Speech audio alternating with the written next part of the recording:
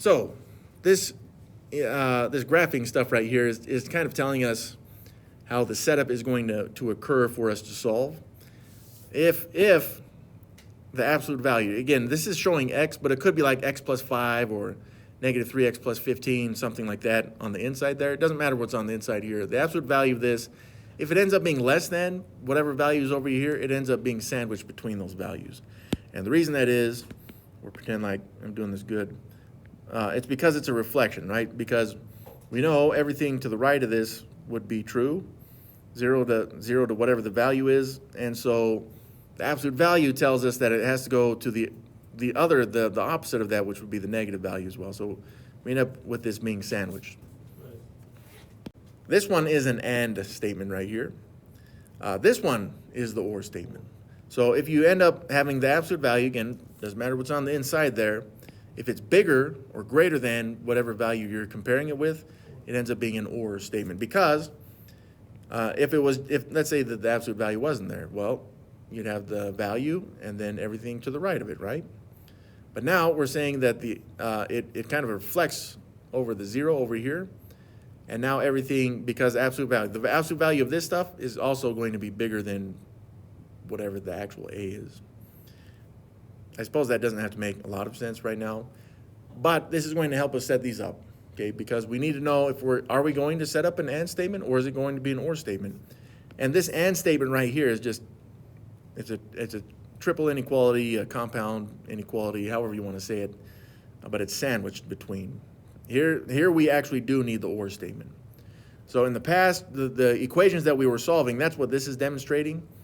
So if you have the absolute value of something equals some number, then you have it could equal the number, but it could equal the opposite as well. So now we can kind of relate that graphically to the inequalities. Last thing I should mention about these is we have to go back to solving regular inequalities.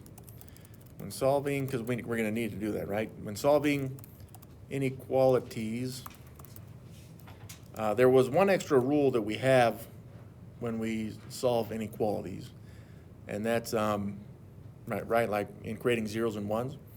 It says when you multiply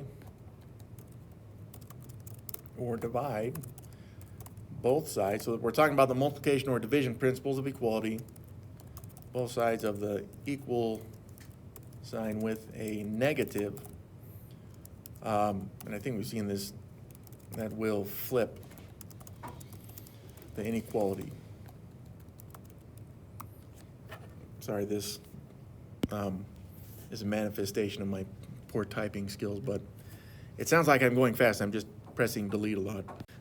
Let's see what we got right here. So we'll give the answer in interval notation, no problem, but let's give ourselves some space. So in inequality, don't separate it like we saw on that last slide. Don't worry about making an and statement or an or statement until you get to the inequality. All right, so this one, principles of equality, right?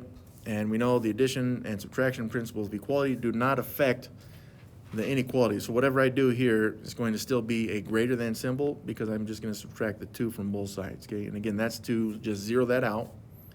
So then I got 4 times the absolute value of x plus 5 is greater than 11 minus 2, which is 9.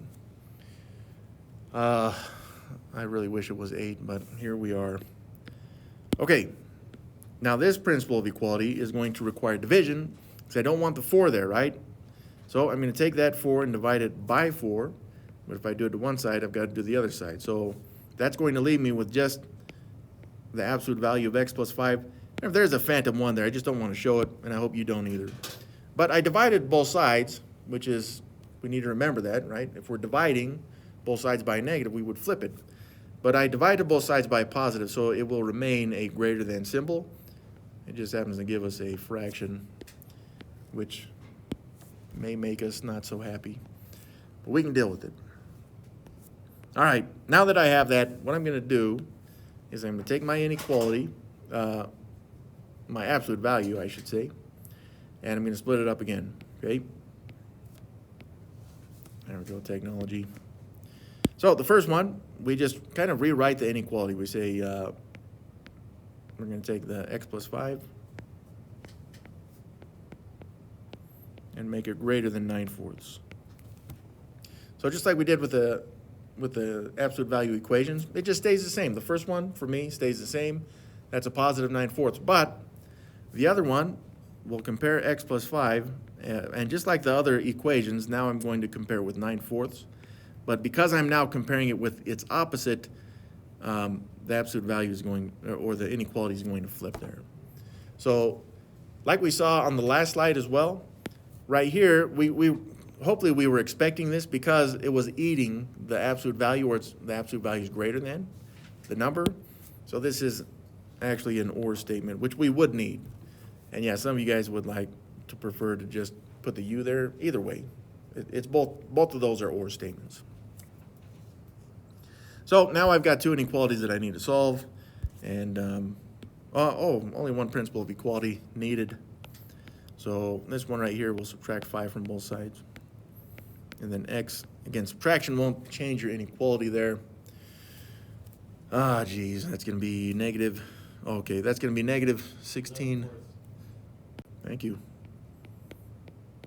I did that wrong in my head, which is Negative 11/4. See, it's my. I like to see the calculator, but yes, negative 11/4. I didn't quite get there. Over here, though, we're going to subtract 5. I think I can do this one. Negative 34/4, so negative 17 halves. Minus 29/4. Well, that's a good example, again, of why you should use a calculator, which I did not do. Let me see the soundtrack there. Now, yeah, thank you. Thank you. Okay, so this, by the way, is the inequality. Remember to put an or statement between those when you solve for it. By the way, if I do not see the or statement on the exam, I would have to take a point off. I think it's 29/4. 29. Oh, that's because it is. Yeah. Okay. Hey, I've only got 2 on this problem so far. I got a bundle left to go. So okay. So we do have this. We do have the inequalities. Let's put together the number line then. Oh, one's positive, one's negative, so that's good. I'll just put negative 29/4 over here. And then 11/4 over here. I know it's not scaled. I also don't give a crap. So I'm sorry. let's fix that because it is negative 11/4, which is bigger than negative 29/4. I still got both values on there, so I feel good. Okay, so I'm starting with the green one. That's going to be, it looks like greater than or equal to, but it's just greater than. So it's going to be an open circle at 11/4. It's eating the x, so it should go to the right. And then the negative 29/4 is still an open circle because it's just less than, but this one's not eating the x, so it goes to the left. So with a little bit more space, but you should be able to get the interval on here. So the orange line goes all the way to negative infinity. I like to move my way from left to right. It stops at negative 29/4, which is not included. And then we will unite that starting at negative 11/4 for the green. This one goes to infinity, and the infinities are never included. So that should be our interval. And here's what the interval tells us, okay? It's a nice way to tell us the same thing that the graph does, which is any values that are on or under the lines, however you want to say it. The lines cover any values. If you were to take any of those values and replace the x there with any of those values, so there's actually an infinite number of solutions, right? You can replace that x with any of those values, and you'd get a true statement from this inequality.